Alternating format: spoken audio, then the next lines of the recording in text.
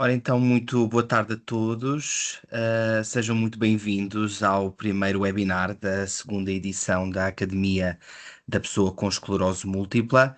O meu nome é João Marques, sou diretor de comunicação da Sociedade Portuguesa de Esclerose Múltipla, uma associação de pessoas com doença que trabalha há 41 anos para melhorar a qualidade de vida, não só das pessoas com EM, mas também dos seus familiares e cuidadores. Neste sentido, e porque acreditamos que um doente informado é um doente mais forte, promovemos, em conjunto com o CRIA-EM, o Centro de Responsabilidade Integrado de Esclerose Múltipla, da Unidade Local de Saúde de São José, em Lisboa, este ciclo de webinars. A primeira edição da Academia decorreu em 2024, com um conjunto de 7 webinars, que, para o caso de estar aqui presente, quem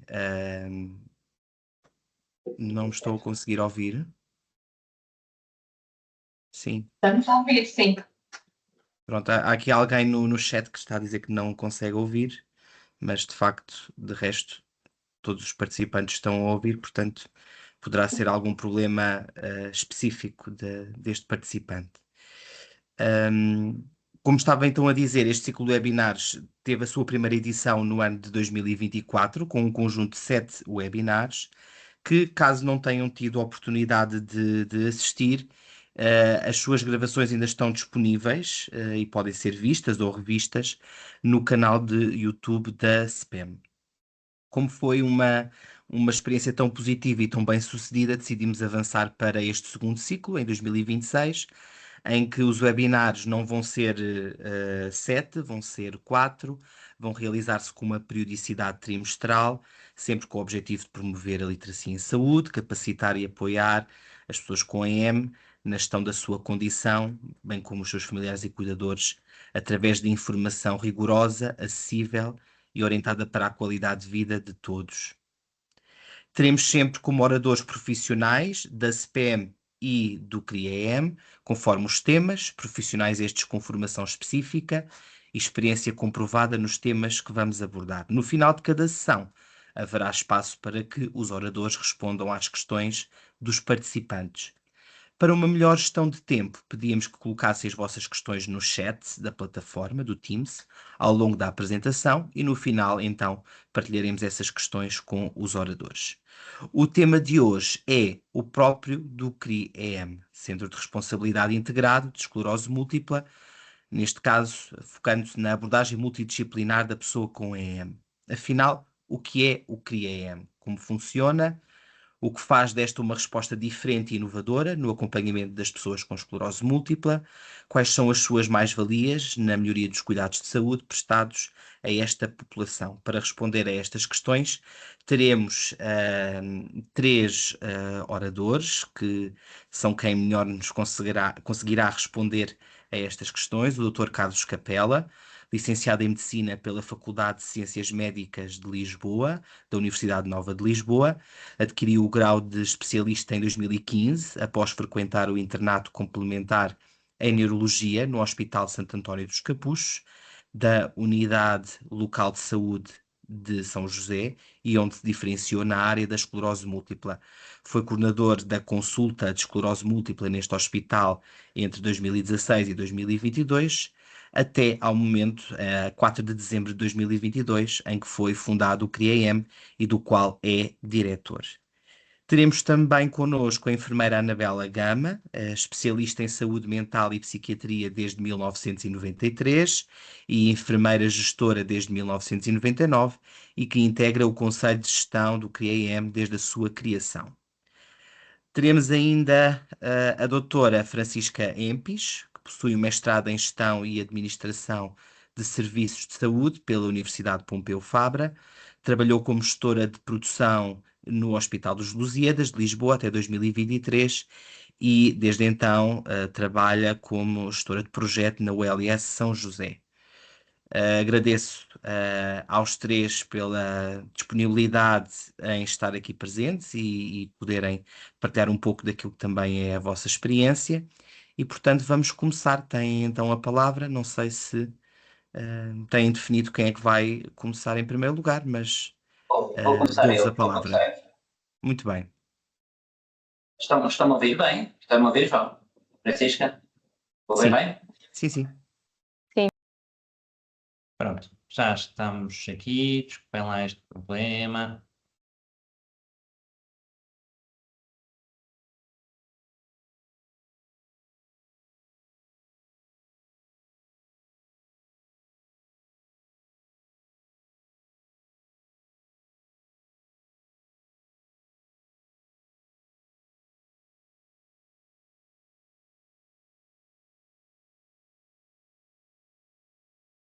Estão a ver?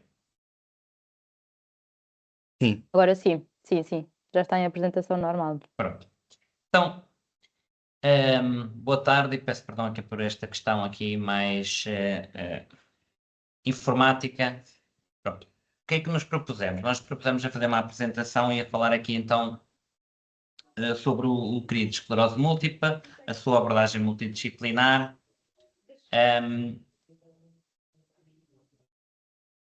E estão a ver a apresentação? Estão? Francisca?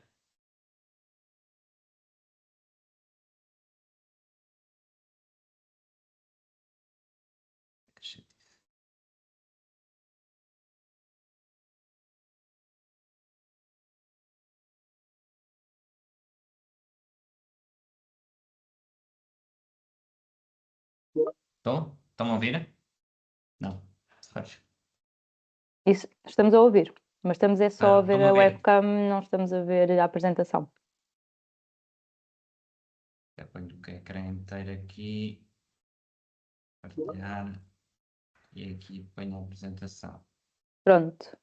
Sim, estão a ver? Assim, sim. Agora sim. Finalmente, pronto. Uhum. Ok. Tá. Pronto. Então, basicamente vamos falar aqui um bocadinho sobre este centro de esclerose múltipla. E normalmente eu baseio-me nesta pintura de Paul Gauguin, onde ele aqui no seu canto superior esquerdo escreveu 3 frases, que é de onde viemos, quem somos e para onde vamos. Basicamente a apresentação vai ser edificada de acordo com estas questões, do passar um bocadinho, contextualizar o passado, o que é que somos agora no presente e o que é que queremos ser no futuro. Bem, de onde viemos?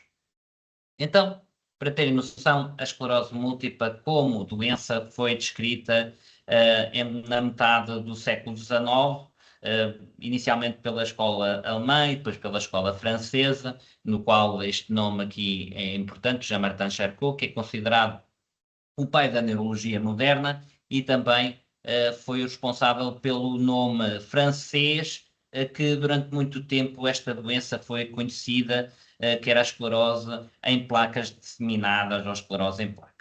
Em Portugal, só para terem noção, pouco tempo depois da descrição de Jean-Martin Charcot, este médico, este cirurgião Vicente Ferreira de Moura, fez o primeiro trabalho então sobre esclerose múltipla em Portugal. E hoje dos prémios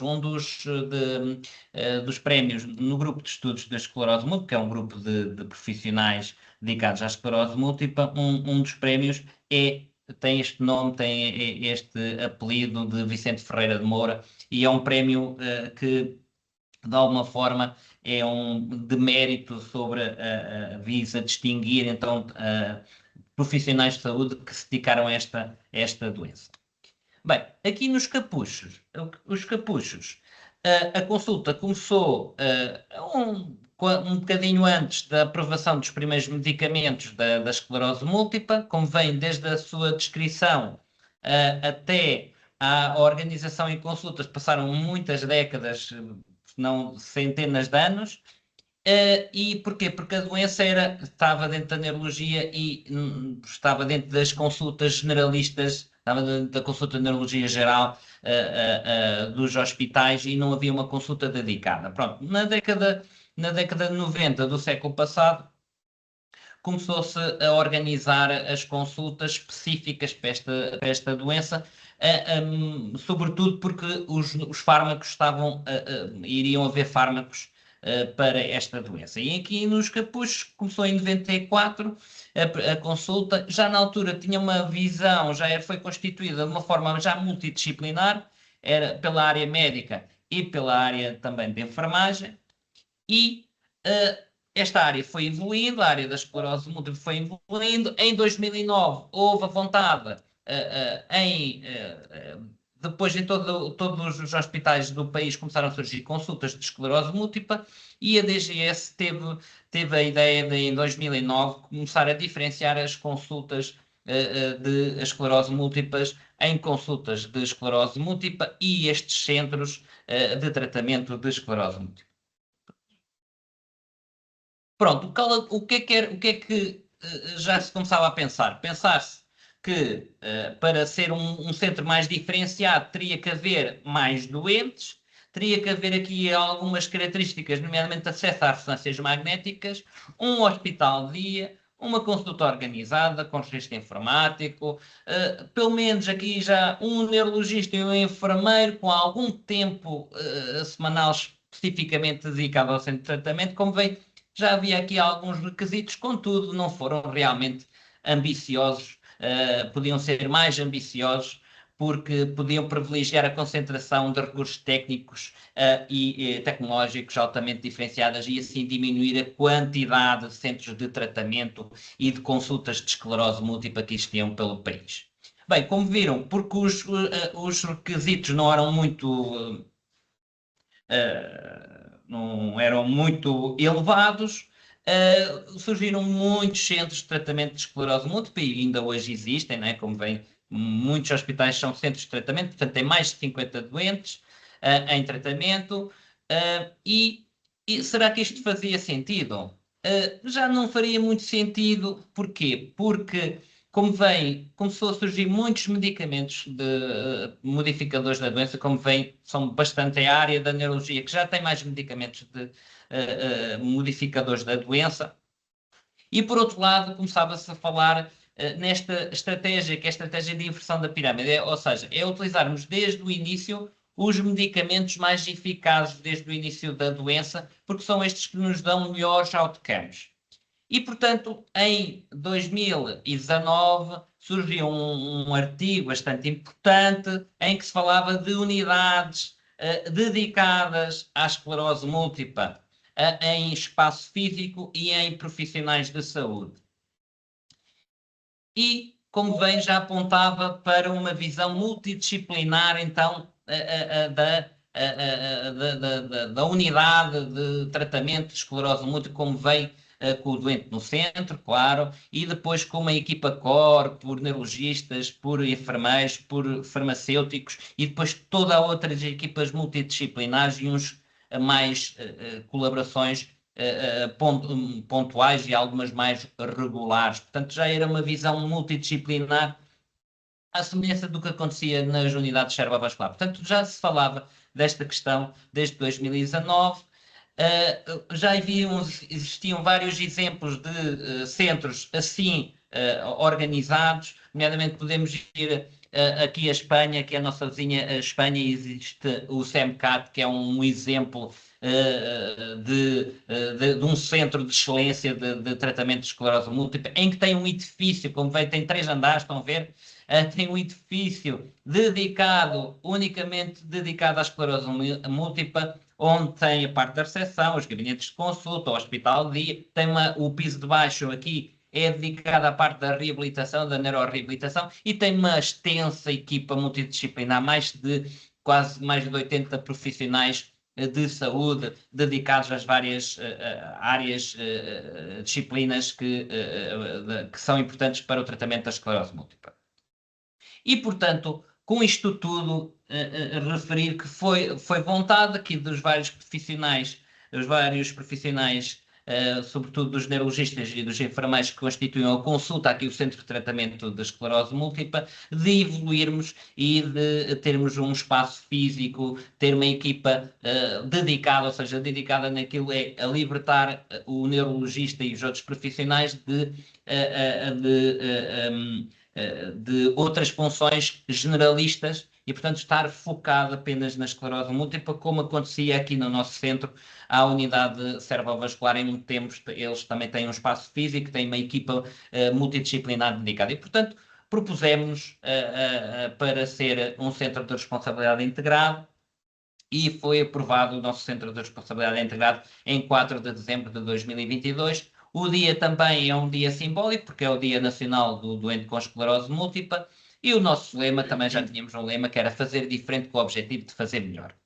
Bem, e quem somos? Então, fomos, então, o primeiro CRI e, por enquanto, o único CRI de esclerose múltipla no país. Esperemos que hajam mais centros de responsabilidade integrada de esclerose múltipla no país.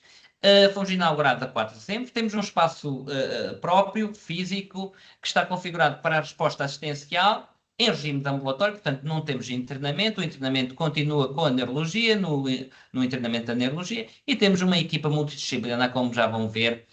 Isto é a nossa equipa atualmente, como vem, tem vários elementos, várias disciplinas. Recentemente conseguimos ter um colega de neuroradiologia dedicado, também já temos fisioterapeuta, temos dois terapeutas da fala, a equipa de farmácia hospitalar,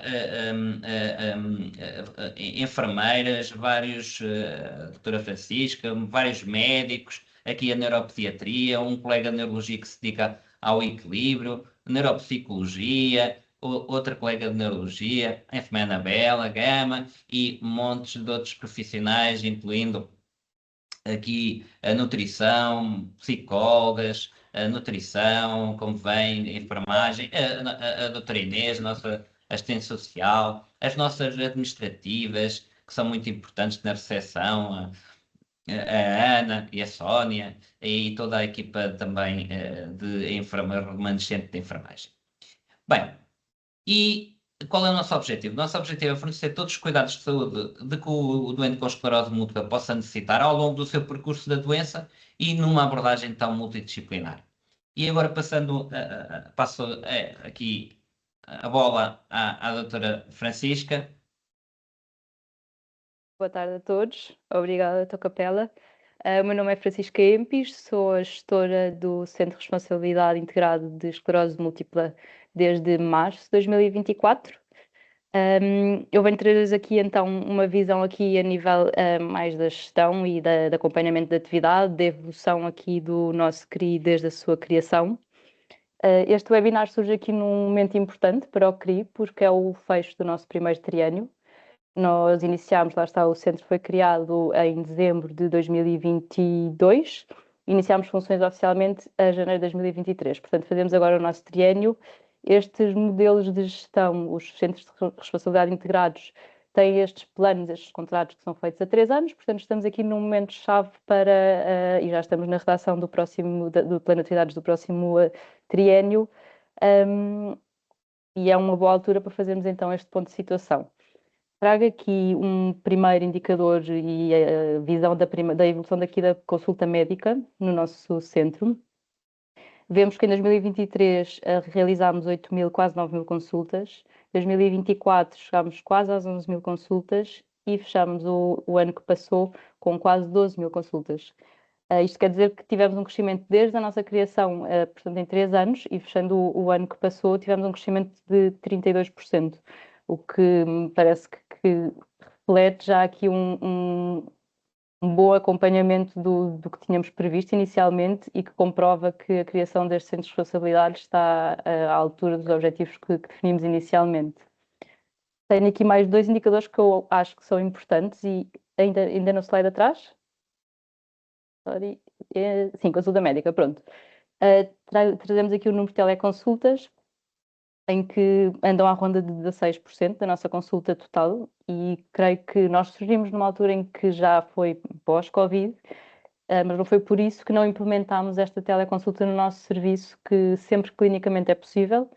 Achamos que traz mais valias e qualidade de vida, tanto primeiro para os doentes e também nós profissionais. Por último, esta área de referência em que coloquei aqui, as consultas dentro da área de referência são 5%. O que é que isto quer dizer? Lá está, como o Dr. Capela falou, nós somos o único centro de responsabilidade do país de esclerose múltipla. Normalmente, esta percentagem de consultas dentro da área de referência para uma especialidade normal seria bastante mais alta. Nós, como somos únicos no país, apenas 5% dos doentes que tratamos é que são aqui da nossa área, da OLS. O resto, tudo, portanto, 95% vem de outras áreas do país. Acho que agora, passando para o próximo slide. Certo, pronto. Falando aqui da consulta não médica, e isto diz respeito à integração de cuidados, também já falada pelo Dr. Capela, temos este incremento que dobrou, praticamente. Começámos com quase 7 mil consultas em 2023, terminámos o ano passado com 12.300 consultas. Temos também aqui a percentagem de teleconsultas, e aqui é bastante maior, anda à ronda de uns 64%. Aqui, novamente, as consultas em área de referência repete-se, não é? Que são os mesmos doentes. E no próximo slide temos o detalhe de todas estas valências de consulta não médica que temos no serviço. Naturalmente, começamos com a consulta de enfermagem, com este volume todo que conseguem ver. E depois, a nível de consultas de psicologia clínica, começámos também com 831 o ano passado, acabámos com 1.657, portanto, dobrou também. A evolução da consulta farmacêutica triplicou. Portanto, todas estas valências conseguimos ver que a atividade está a aumentar de ritmo e lá está, creio que isso comprova que estamos no bom caminho. Pronto, é isso. Com estes totais, lá está, dobramos o número de consultas não médicas. E depois, no próximo slide, temos a evolução das sessões de hospital de dia. Em 2023 começámos com estas 2.344. 2024 fechámos com 600, sim, sessões de hospital, sim, certo. Começámos com as 2.344, 2024 com 2.582 e o ano passado fechámos com 2.655.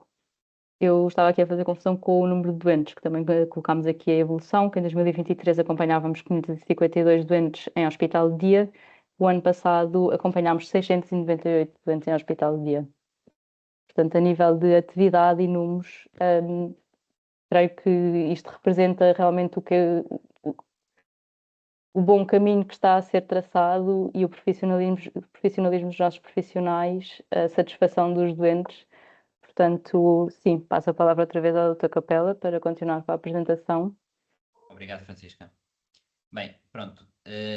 Como a Francisca já referiu, nós temos vários tipos de consultas. Temos consultas médicas, com vários também tipos, e temos as consultas não médicas. Aqui, claramente, a coluna vertebral do CRI é a equipa de enfermagem, portanto, temos várias modalidades de consulta de enfermagem, que depende de se vão iniciar terapêutica, se existe monitorização de terapêuticas, e também algo relevante e que nos diferencia é que temos uma linha de teleenfermagem todos os dias da semana, aqui sobretudo pelo e-mail, e temos também um regime de prevenção aos fins de semana através de telemóvel.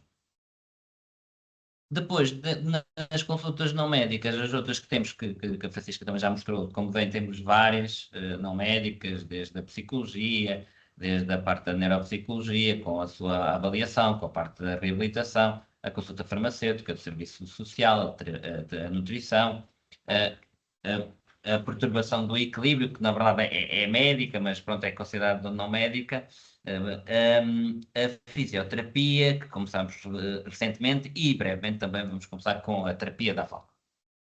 Pronto, do ponto de vista de neuropsicologia, a doença pode afetar a parte da cognição e, portanto, nós, para além de identificarmos o defeito cognitivo que o doente pode ter, nós queremos intervir sobre o defeito cognitivo e, portanto, também temos esta capacidade de reabilitar o defeito cognitivo através de alguns softwares, nomeadamente aqui temos o CogWeb e também o NeuroUp. Pronto, são softwares que a pessoa depois faz as suas sessões à distância no seu domicílio e é acompanhado então aqui pela equipa de neuropsicologia e é também personalizado, ou seja, os vários defeitos, o treino é personalizado aos defeitos de cada um dos doentes. Depois também temos aqui esta parte que foi considerada não médica, mas na verdade é feita por um colega de neurologia que se diferenciou na área do equilíbrio Ok. Que se diferencia na área do equilíbrio e que nos ajuda através destes aparelhos e destes exames e deste software que nos ajuda a perceber o defeito do equilíbrio em causa para o doente em questão. Depois, o Hospital Dia, como a Francisca já falou, é uma zona nobre. Nós somos muito apologistas da inversão da pirâmide, portanto, a inversão da pirâmide implica a utilização de medicamentos mais eficazes desde o início, e a maioria dos medicamentos mais eficazes são os anticorpos monoclonais, portanto, sendo que a maioria deles, à exceção do ofatumumab, são administrados em contexto do Hospital Dia, portanto, como vem temos quase mais de metade dos nossos doentes a fazer terapias de hospital dia, portanto, estamos num bom caminho do ponto de vista de estratégia de inversão da pirâmide. Temos um hospital dia com cadeirões também renovados, renovamos a nossa frota, digamos, de cadeirões que proporcionam também um maior conforto face à infusão, e agora também temos o subcutâneo que diminui um bocadinho o tempo do ocrelizumab, diminui um bocadinho o tempo. Também temos um espaço ao lado do Hospital Dia, onde nós normalmente fazemos as punções lombares, onde também podemos expandir o Hospital Dia numa sala aqui ao lado, onde podemos expandir então o Hospital Dia, onde às vezes colocamos os doentes pediátricos ou as mulheres que estão a amamentar, portanto, temos esta flexibilidade em nos adaptar, em personalizar. Isto é o percurso, não vou estar aqui a falar, mas como vem, é um percurso multidisciplinar, onde existem vários momentos de reavaliação, inclusivamente de reavaliação do diagnóstico, capacitação dos doentes aqui no CRI. Existe um momento também de decisão, onde nós discutimos, toda a equipa multidisciplinar discute a decisão, a terapêutica, e depois é partilhada, depois de também já discutida com o próprio doente, e depois entra aqui dentro do nosso percurso de rotina multidisciplinar. Em qualquer destes pontos podemos utilizar o resto da equipa multidisciplinar. Depois temos aqui alguns percursos que não são o percurso central. Temos a consulta de surto para eventos então agudos de surto, que é mais rápido, damos resposta até 72 horas. Depois criámos, no ano passado, uma consulta específica para estes primos da esclerose múltipla, nomeadamente nós chamamos consulta de NMO e MOGAD, e portanto tem um circuito específico para estes doentes. Temos uma consulta de ensaios clínicos, como vamos ver, participamos em vários ensaios clínicos. Temos uma consulta de risco infeccioso, onde nós colaboramos ativamente com os colegas de infecciologia, uma vez que os medicamentos que nós utilizamos diminuem as defesas do organismo e, portanto, aumentam o risco infeccioso. Portanto, temos uma consulta especificamente, e temos uma consulta também de transição de doentes pediátricos. Como viram na equipa, tínhamos colegas de neuropediatria que vêm cá fazer então consulta de transição. Pronto, esta é a consulta de MOGAD-NMO, que foi criada no ano passado. Como veem, são doenças primas da esclerose múltipla, e que hoje nós, porque temos anticorpos específicos, nomeadamente o MOG e a aquaporina, separamos estas patologias, apesar das apresentações, às vezes, clínicas serem muito semelhantes à esclerose múltipla. Também temos esta vantagem, a vinda do David Beranu trouxe-nos um neuroradiologista dedicado, que nos fez evoluir os nossos protocolos de imagem. Portanto, nós estamos a olhar, já vos vou a seguir também falar, nós estamos a olhar para a doença de uma forma também diferente, estamos a melhorar a profundidade que nós vamos aos exames, já depois vou-vos explicar isto. Mas não é só de clínica, e os grandes centros e os centros de excelência não devem ter só a sua atividade assente na clínica. Portanto, nós temos que ter outros pilares, nomeadamente um pilar de ensino e formação para melhorar sempre a atualização dos profissionais e também melhorar a literacia dos doentes, que é o exemplo, por exemplo, os webinars, é o exemplo do encontros que nós fazemos, já vos vou mostrar mais à frente. E depois temos que também estar a fazer investigação. Outro dos pilares estratégicos é a investigação, nomeadamente ensaios de iniciativa do investigador e ensaios clínicos. Como veio, o ensino e formação é fundamental em todas as áreas, em particular na área da saúde, é muito fundamental para a atualização então dos seus profissionais e para a literacia dos doentes. E como exemplo, para além de ensino pré-graduado, recebemos aqui alunos de enfermagem, alunos de medicina, também temos ensino pós-graduado, continuamos a fazer formação contínua aos profissionais de saúde, da equipa multidisciplinar, como veem aqui, temos estes emecinos, que nós chamamos de emecinos, em que fazemos formação a internos de neurologia que tenham gosto pela área da esclerose múltipla, para melhorar, para irem para os seus locais, já que nós não conseguimos mudar, concentrar, mudar a organização nacional, não é? Em termos, se calhar, 3 centros, assim, excelentes, com muitos profissionais de saúde e com muitos doentes. Pronto, tentamos fazer formação aos vários profissionais de saúde para eles, nos seus locais, onde estão, tentarem melhorar os cuidados aos doentes com esclerose múltipla. E depois fazemos então esta literacia em saúde para doentes, que é o exemplo dos webinars, bem, como também estes encontros que nós fazemos para os nossos doentes seguidos aqui no UCRI. Depois, então, a investigação. A investigação é fundamental um centro ter investigação, nomeadamente os ensaios clínicos, são os ensaios do promotor, bem como ensaios de iniciativa, os estudos de iniciativa do investigador, em que são os próprios investigadores que vão tentar procurar outras questões, outros problemas, explorar outros problemas que muitas vezes não são explorados nos ensaios clínicos. Como veem, temos vários ensaios de iniciativa de investigador, desde nós participamos num estudo internacional, nacional, para avaliarmos a efetividade da vacina do Covid. Temos vários aqui também, desde os estudos que estão na base de alguns doutoramentos de alguns colegas aqui do CRI, e temos vários ensaios clínicos, como veem, temos com as várias moléculas que estão agora em fase de investigação e que nos vão ajudar a um nosso unmet need, que é esta questão da inflamação crónica que eu já falarei adiante.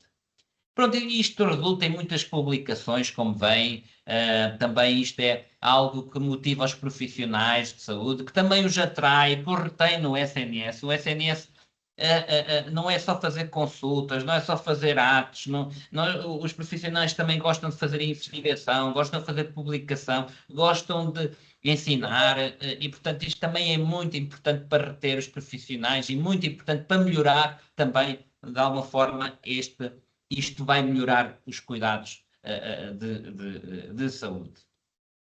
E para onde vamos? Só vos vou explicar para onde é que nós queremos ir, mas antes de mais, nos últimos anos, com a vinda destes fármacos de alta eficácia, destes anticorpos monoclonais, o primeiro foi o natalizumab, mas nós hoje temos vários fármacos anticorpos monoclonais, depois temos a outra grande família dos anti-CD20, nós tornamos-nos muito bons a apagar o fogo. E o fogo são as lesões ativas da esclerose múltipla. É a inflamação aguda da esclerose múltipla, que é uma inflamação que vem da periferia, ou seja, que o sistema imune que ataca o cérebro vem do sangue periférico, vem da periferia, vem do nosso sangue. E depois, então, nós nos tornamos tão bons a controlar esse tipo de inflamação, ficou o rescaldo do fogo. E nós percebemos que mesmo no rescaldo, existem aqui mecanismos que perpetuam-se e que são responsáveis por aspectos degenerativos da doença, ok? E nós chamamos isto de inflamação crónica. É como aqui estas brasas que nós não vemos que elas estão a queimar, mas vemos o fumo. Pronto, isto é a inflamação crónica da doença.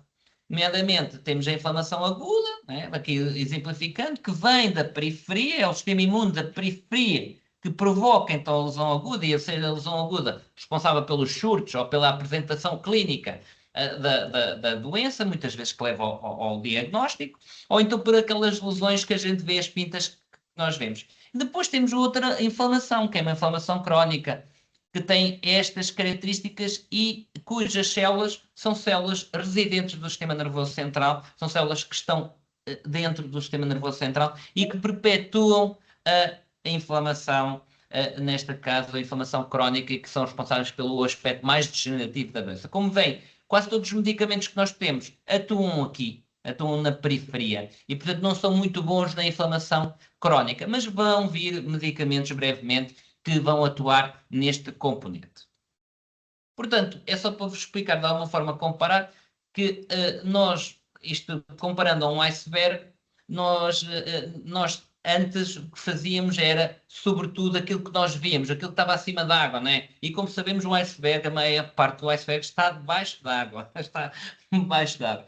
E, portanto, nós antes estávamos muito preocupados com a clínica, depois, quando vinda da ressonância, começámos a ver alguns metros para baixo da água, e hoje queremos ainda ver mais metros para baixo da água, que ver muito mais do iceberg, através da imagem, de características, de ponderações, de mecanismos mais avançados na imagem e também de biomarcadores séricos. E é isso que nós estamos a tentar implementar aqui agora no CRI, é tentar ver esta inflamação crónica através ou de biomarcadores séricos, né, através de biomarcadores no sangue, e através também de técnicas mais avançadas de ressonância. Portanto, tentar ver a inflamação aguda e a inflamação crónica de uma forma mais avançada. Bem como de outros mecanismos também, de outros meios complementares de diagnóstico. Como vem, nós queremos implementar os biomarcadores séricos, brevemente. Durante este ano vamos implementar os biomarcadores séricos e basicamente o que nós vamos medir é no sangue dos doentes este marcador que é os neurofilamentos. Basicamente os neurofilamentos são moléculas do esqueleto dos neurónios e se houver inflamação que não esteja controlada, vai haver morte dos neurónios, este esqueleto vai se libertar para o sangue e nós vamos conseguir medir. Pronto. Ou então, vamos também à outra proteína, que é esta GFAP, que é um marcador, é uma proteína mais que marca mais a inflamação crónica. Esta é mais a inflamação aguda e esta mais a crónica, que é um marcador, então, de outra célula do nosso sistema nervoso central, que é o astrócito. Portanto, brevemente, vamos conseguir medir a inflamação aguda através dos neurofilamentos, isto de uma forma simplista, e a inflamação crónica através da medição desta proteína no sangue, ok?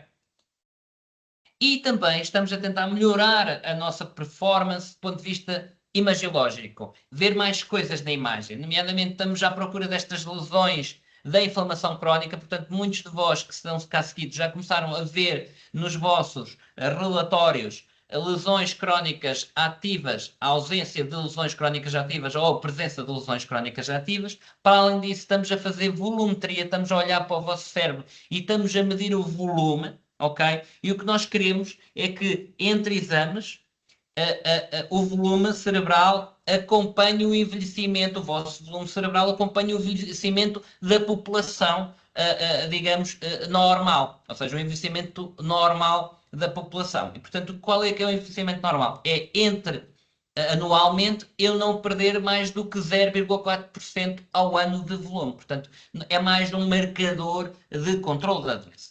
Por outro lado, também pelos nossos critérios de diagnóstico, que dão importância muito ao nervo óptico, vamos ter que nos capacitar em neuroftalmologia aqui o CRI. Nós atualmente utilizamos muitos colegas de neuroftalmologia, nós referenciamos para a neuroftalmologia, mas eu acho que vamos ter que capacitar aqui o CRI para dar uma resposta mais forte nesta área da neuroftalmologia. Por outro lado, queremos ampliar também a reabilitação cognitiva, através de reabilitação em grupo, de melhorarmos as nossas baterias de avaliação e também os nossos softwares de reabilitação cognitiva. Por outro lado, queremos ampliar também a nossa telefisioterapia. Portanto, a nossa fisioterapia vai ser sobretudo neste contexto, vamos tentar trazer a fisioterapia junto de vós, e temos um software que é o Clinics, em que, através de gamificação, também depois é personalizado, ou seja, os exercícios são personalizados para os defeitos dos doentes, é possível reabilitar no domicílio. Pronto.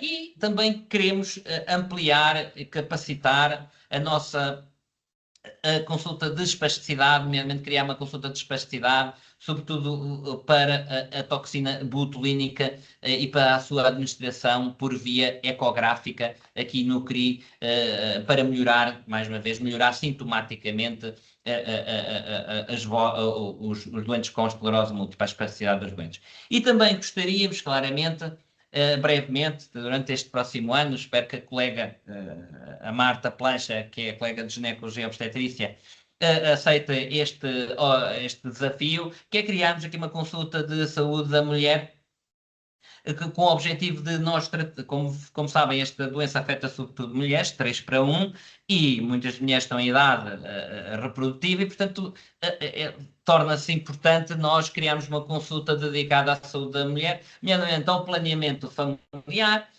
à gravidez, não estou a dizer que sejam cá acompanhadas na totalidade da gravidez, depois haverá esta transição para a maternidade à frente da costa, e depois também no puerpério e na amamentação também terem este acompanhamento, ou seja, também nos dedicarmos aqui às nossas mulheres com esclerose múltipla e mulheres em fase fértil e reprodutiva. E, portanto, o nosso sonho, eu acabo aqui utilizando aqui uma frase de um poema da Pedra Filosofal do António Gedeão, que é o sonho que manda a vida, e portanto é aquilo que nós gostamos de sonhar para tentarmos alcançar cada vez mais, melhorarmos aqui e robustecermos o nosso perfil e a nossa resposta assistencial. Portanto, e para isso temos que sonhar numa primeira fase e depois tentar concretizar com as vicissitudes e com as dificuldades que às vezes os sistemas e os serviços e as instituições têm. Bem, e termino por aqui e vamos à próxima fase.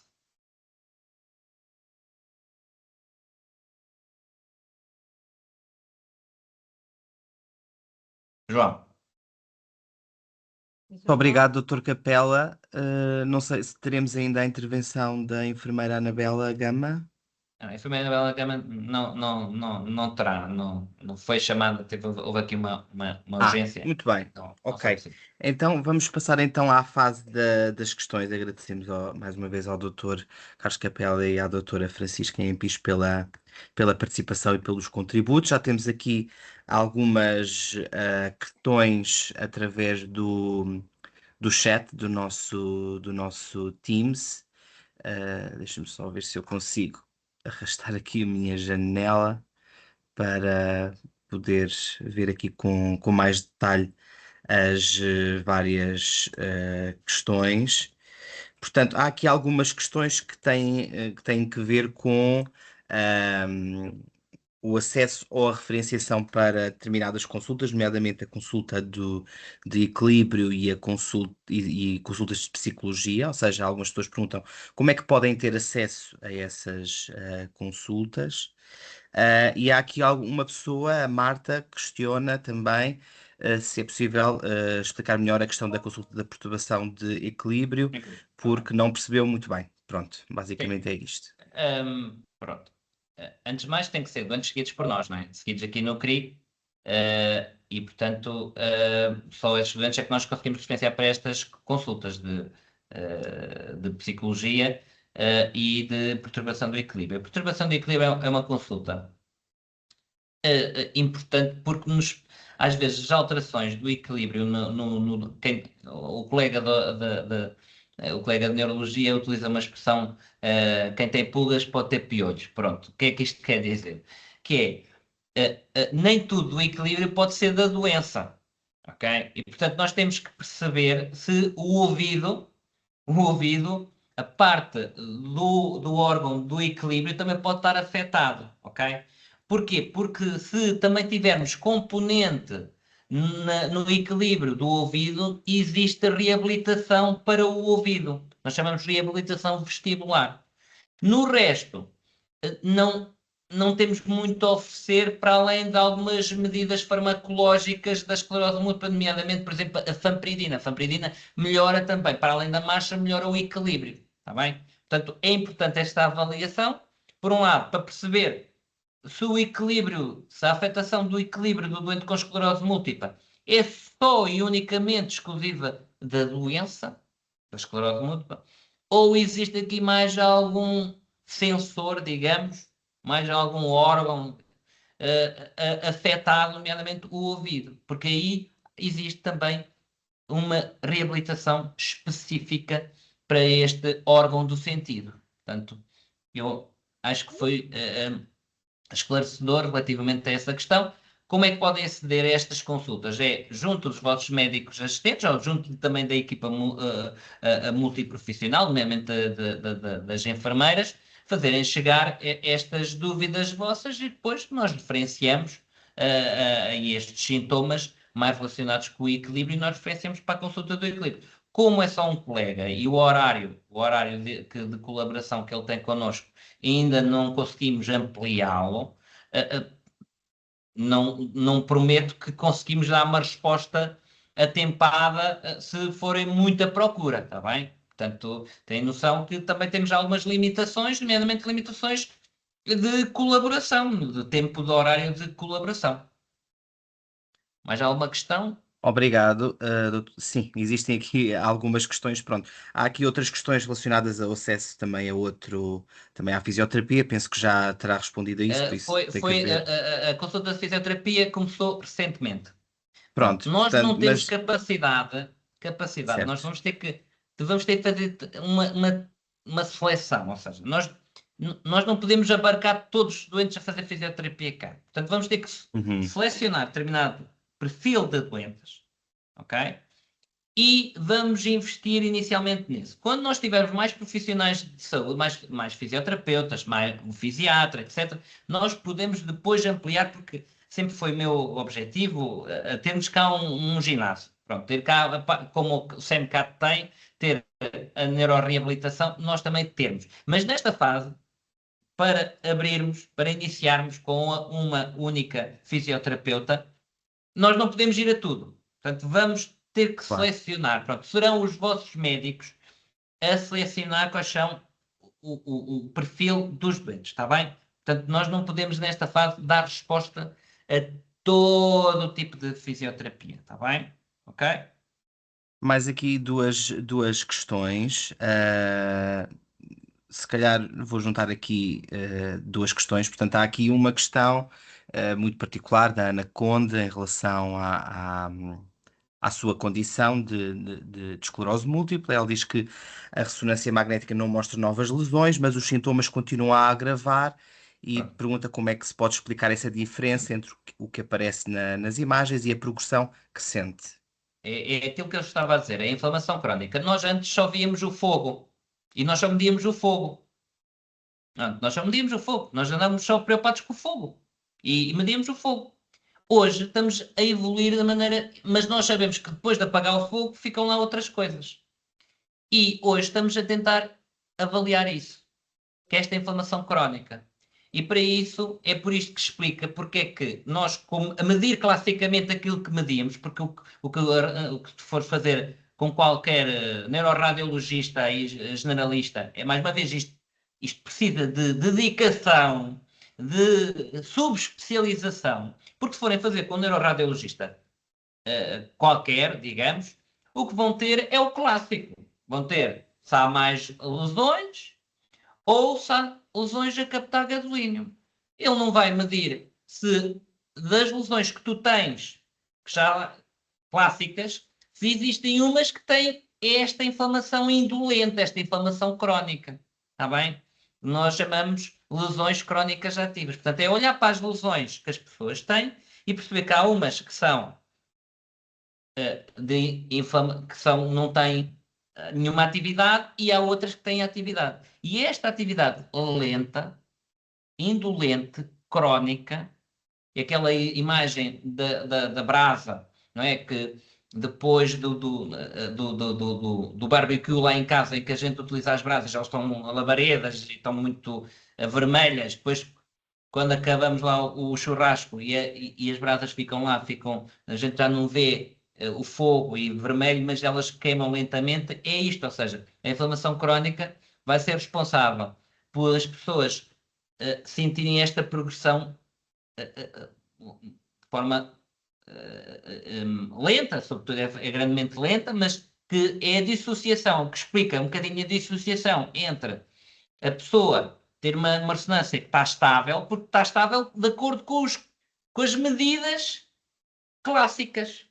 Ok? Está estável de acordo com as medidas clássicas. Nós agora estamos a tentar medir estas coisas novas. Portanto, e estamos a ver que alguns doentes têm estas lesões crónicas ativas. Neste momento, nós não temos nada a oferecer às lesões crónicas ativas. Mas é bom nós identificarmos, nós ganharmos know-how, ou seja, nós começarmos a preparar-nos, sermos proativos para identificar os doentes com estas lesões crónicas. Porquê? Porque irão vir novos fármacos que atuam neste tipo de inflamação. E, portanto, nós já ganhamos tempo. E como dizem, isto é igual à doença vascular, cerebrovascular, tempo é cérebro. E, portanto, nós queremos identificar os doentes com este tipo de inflamação. Também queremos identificar quem não tem, porque quem não tem é um fator de bom prognóstico. Está bem? Um fator de bom prognóstico não tem. E ganhamos tempo. Quando vier os fármacos, nós já estamos preparados. O que é que vai acontecer? O que é que acontece normalmente? Que é bem os fármacos e depois os centros, os hospitais, adaptam-se. Tem que crescer, tem que incluir estas novas ponderações, a medição destas novas lesões, das lesões crónicas, da volumetria, dos neurofilamentos, da GFAP. É o que acontece normalmente. Pronto. Então, a dizer que isto aconteça em todo o país. Há hospitais que também fazem o seu trabalho de casa, ninguém está a questionar isso. Mas, na grande maioria, não acontece isso, está bem? Portanto, e é isto que explica porque é que nas ressonâncias, se nós aplicarmos as mesmas medidas clássicas, que era aquilo que nós fazíamos antigamente e anteriormente, estou a dizer que não queria, mas é o que se faz quase em todo o país, se eu aplicar as medidas clássicas, eu vou ver que está tudo estável, manter estável, mas o doente pode progredir, mas é devido a esta inflamação crónica que normalmente eu não meço, ok? Pela imagem. Acho que foi esclarecedor. Obrigado, sim. Tenho aqui mais questões, vou aqui agrupando em temas para ser mais fácil.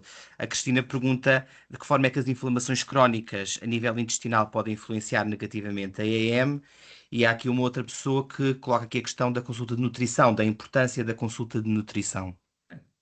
É assim, nós não podemos, nós dizemos, temos esta coisa do Brain Health. Brain Health é um cérebro saudável dentro de um corpo saudável, não é? Mente sã em corpo são. Portanto, tudo o que ajude às comorbilidades, tudo ajuda a eu ter um corpo são, é benéfico para a doença neurológica, para a esclerose múltipla. Portanto, é onde entra todas estas outras consultas que estão mais vocacionadas para fatores modificáveis, não é? Ou seja, eu tenho aqueles fatores que eu não consigo modificar, imaginemos o sexo, o meu sexo, a minha genética, pronto, não consigo modificar e que podem-me trazer risco para desenvolver esclerose múltipla ou de uma forma mais agressiva ou uma forma mais progressiva da doença. Mas tem outros fatores que são modificáveis e aqui entra este tipo de consultas e de estilos de vida, etc, pronto, e no qual está a consulta de nutrição. Relativamente à parte do intestino, há muito que se discute isso, do microbioma. A evidência pronto, não é assim tão grande, mas pronto, é possível modificar e claramente melhorar as nossas bactérias mais benéficas, porque o sistema imune do intestino é gigantesco. Portanto, apesar da evidência muitas vezes não ser boa, na verdade, o tubo, o sistema digestivo, no intestino, tem muitas células imunes, portanto, na sua mucosa. Portanto, certamente deverá haver uma ligação. Existem aqui também algumas questões sobre, nomeadamente a Nádia e a Cristina perguntam quais é que são as aplicações para a reabilitação cognitiva e como é que podem ter acesso às mesmas. Mais uma vez, tem que ser doentes seguidos por nós, não é? Depois, se Uhum. tiverem defeitos têm que ser primeiro avaliados na consulta de neuropsicologia. Portanto, tem que ir fazer uma bateria de testes para nós percebermos quais são os defeitos cognitivos. Claro que há defeitos cognitivos muito típicos na esclerose múltipla e não vou estar aqui a detalhar esses defeitos. Mas pronto, primeiro temos que avaliar a pessoa na neuropsicologia. Depois, através de várias baterias. Depois, identificar quais são os domínios cognitivos que estão afetados. E depois, aí sim, aí transita, para, se tiver indicação, se tiver tudo bem, não tem necessidade de fazer reabilitação. Se estiver algum defeito, aí é avaliado na consulta de reabilitação. Às vezes são apenas medidas, ensinos práticos do dia a dia para nós melhorarmos a nossa performance. E sim, e pode ter necessidade destas aplicações, que é o CogWeb, que é um programa português, foi desenvolvido sobretudo para as demência, está bem? Pronto, mas nós adaptamos e utilizamos determinados módulos, e depois temos este NeuroUp, que é um programa espanhol. Pronto, e portanto depois adaptamos, personalizamos os módulos aos defeitos encontrados, mas para isso primeiro temos que ser avaliados, ok? Portanto, são pessoas que têm que ter queixas, que nós não conseguimos, supostamente as recomendações, só para terem noção, as recomendações era para fazer, é tomar ressonância. Se nós temos dificuldade em fazer uma ressonância magnética a todos os doentes uma vez por ano, que é as recomendações, as recomendações da avaliação neuropsicológica era fazer uma avaliação neuropsicológica a todos os doentes, independentemente se têm sintomas cognitivos ou não. Portanto, nós deveríamos fazer uma avaliação, e são as recomendações internacionais relativamente à avaliação cognitiva. Contudo, nós não conseguimos, nós não temos profissionais suficientes para dar esse tipo de resposta. Portanto, temos que nos basear, sobretudo, ou na clínica, ou seja, as pessoas têm sintomas cognitivos, ou então, às vezes, agora com a ressonância, no volume. Portanto, agora, como nós conseguimos fazer volumetria, conseguimos ver o volume, naqueles doentes que têm um volume mais baixo, uma atrofia cerebral, nós podemos encaminhar para a consulta de neuropsicologia para fazer a avaliação. Nem sempre um volume mais baixo cerebral depois terá defeito cognitivo. Pronto, nem sempre isso depois se observa. Contudo, como é um volume para nós que foge à média, né, foge à média da população, nós encaminhamos porque é mais um sinal que possa haver defeito cognitivo. Está bem? Obrigado. Vamos então aqui ao último bloco de questões e que tem aqui que ver com, no fundo, a expansão da rede CRIA, se assim podemos dizer. Há aqui pessoas que colocam aqui ou que fazem aqui comentários, não é propriamente uma questão sobre os desafios de poder levar este tipo de respostas a outras zonas do país. E depois há aqui também algumas pessoas que questionam como é que podem ser seguidas no CRIEM. Ok. Pronto. Falando da última, começando pelo fim, que é mais fácil. Pronto, a referenciação para aqui tem que seguir as regras que estão do ponto de vista da referenciação, nomeadamente ou através do médico de família ou através de um requerimento que é um formulário, sobretudo o privado, que é um consulta a tempo e horas, e depois ser enviado aqui para o nosso secretariado. Portanto, o mais fácil é a referenciação através do vosso médico de família, para quem tem médico de família, como sabem, muita gente não tem médico de família, mas depois se nós podemos colocar aqui o nosso e-mail aqui do secretariado, pronto, não sei se Francisca, se queres dar aqui alguma input. Sim, pode também só falar sobre. Esperem que se calhar. Estamos a ouvir baixo. Estão a ouvir bem? Baixo. Falta depois só referir que nós temos os nossos critérios de referenciação, portanto, depois de recebermos os pedidos, passam por essa triagem médica e, cumprindo todos os requisitos, podem então ter uma primeira consulta de neurologia no nosso CRI. Mas acho que é isso que o Dr. Carlos abordou. Sim. Pronto, ou tem um médico de família, ou então através do preenchimento de um formulário que tem que ser por um médico o outro médico, não nós, pronto, que normalmente são do setor privado. Pronto. Eu já depois posso pôr aqui o nosso e-mail aqui do secretariado. Quem quiser e tiver mais alguma dúvida, também pode enviar para lá e depois aqui a equipa também explicará melhor os passos, está bem? Vou só aqui colocar já agora. Muito bem. Eu vou só aqui ler aqui a última comentário que entrou, porque já existem alguns comentários semelhantes. E este comentário é da Ana, que diz: sou acompanhada no CRIEM e quero apenas dar os parabéns a todos os profissionais, desde os médicos, enfermeiros, administrativos, que fazem um esforço imenso para nos proporcionar o melhor dos cuidados. Portanto, fica aqui este Obrigado. agradecimento. Obrigado. Também já é um feedback aqui comum a alguns comentários. Eu não vou aqui, porque há aqui algumas pessoas que fazem algumas questões que são questões muito particulares sobre as suas próprias terapias, se calhar não, Pois, o isso objetivo aí deste webinar é explicar sim. E podem o ser funcionamento do doentes que não CRIEM. são seguidos cá e nós, relativamente Claro, claro. à abordagem dos outros centros, nós não nos queremos ser considerações, apenas dizer que nós somos um centro que somos apologistas de uma dinâmica de inversão da pirâmide, da utilização de fármacos muito eficazes desde o início, porque de facto todos os estudos demonstram isto, ou seja, a maioria dos estudos, então há um estudo muito engraçado que compara estas duas estratégias, eu começar com a terapia menos eficaz e depois indo subindo a eficácia quando a doença, quando não responde, não é? Quando a doença não responde à terapêutica, que é o escalonamento, não é? Começo com o mais fraco e depois vou subindo, que era aquilo que nós fazíamos até há uns anos atrás. Portanto, era a estratégia clássica. E esta estratégia que é? Eu dou logo o melhor, desde o início, o mais eficaz desde o início, que é a inversão da pirâmide. Pronto. Existe um estudo muito engraçado que compara dois países.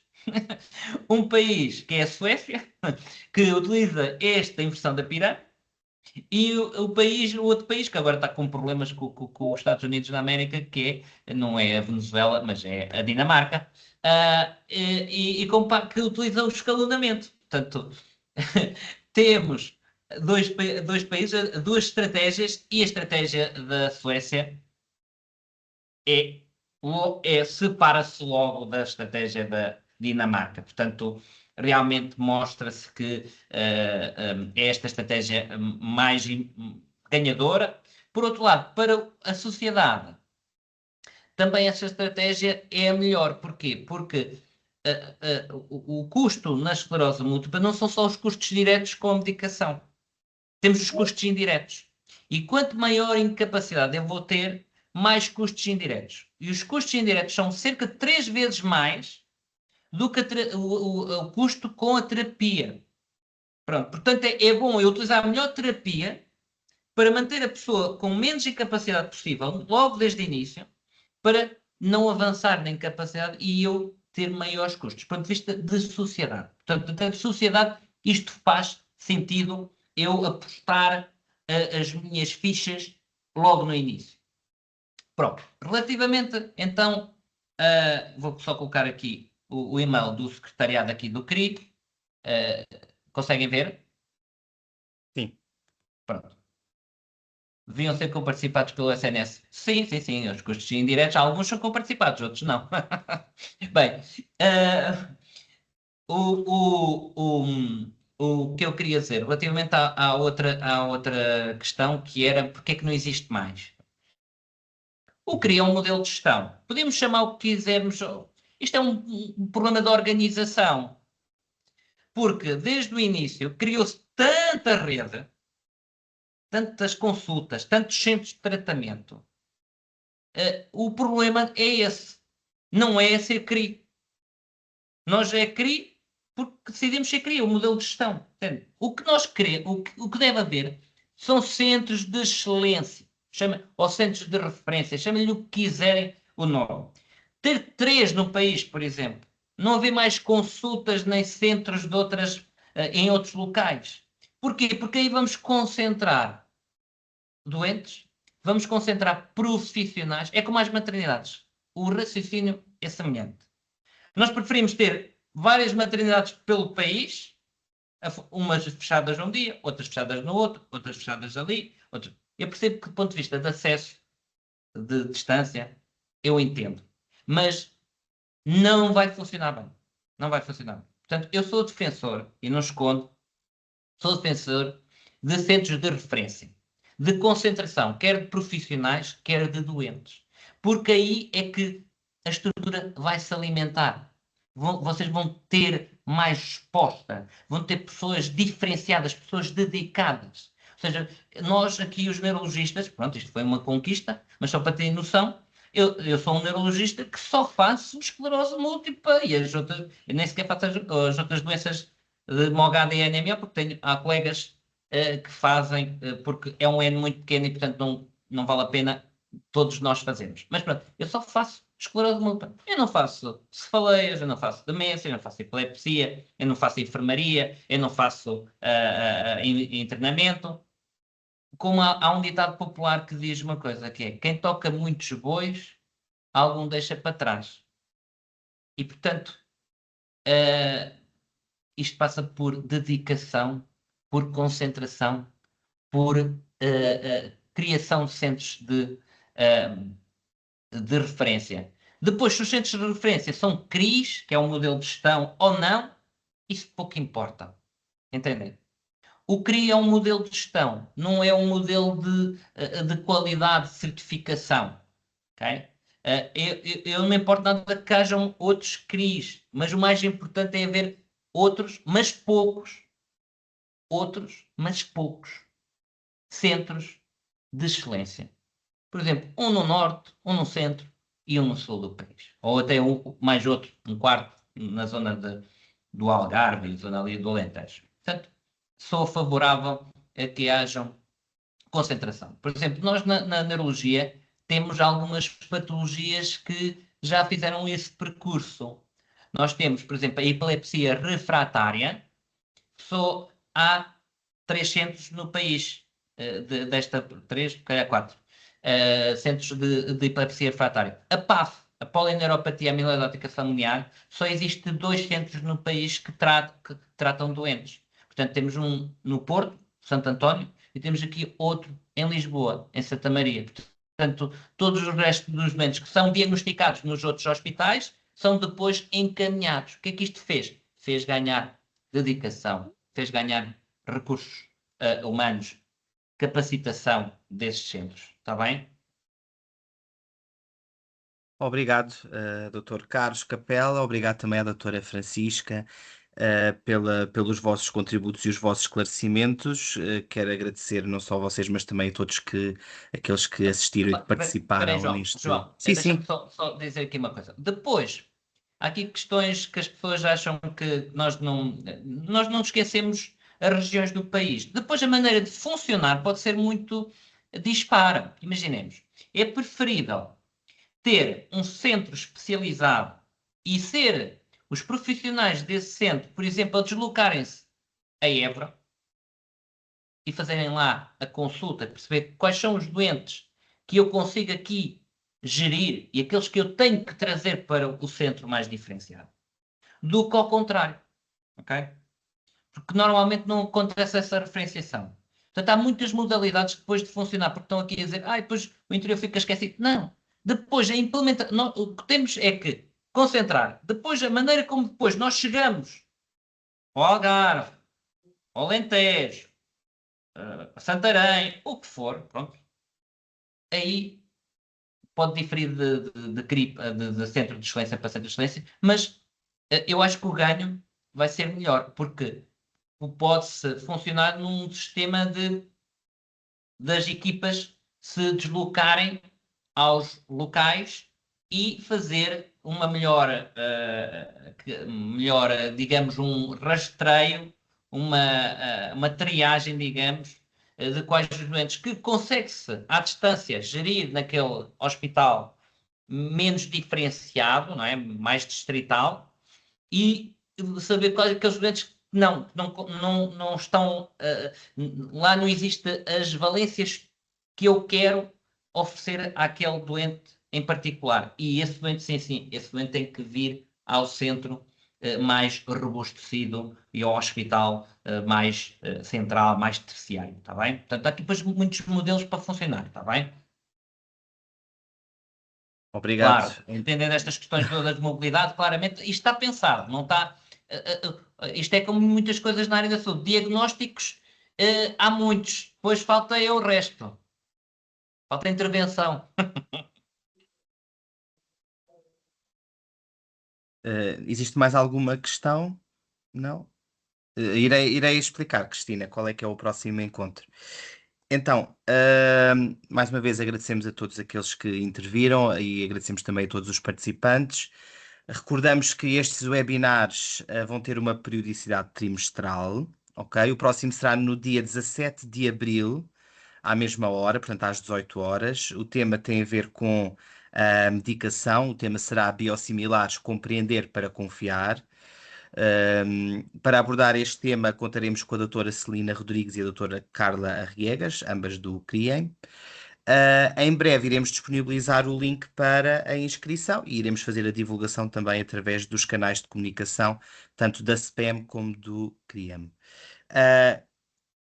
Outra questão, não o próximo webinar de abril, mas o seguinte de junho, que terá como tema apoio social na esclerose múltipla, ferramentas para a inclusão e autonomia, que será dinamizado pela doutora Inês Chaves, do CRIEM, e pela doutora Suzete Margarido, da SPEM.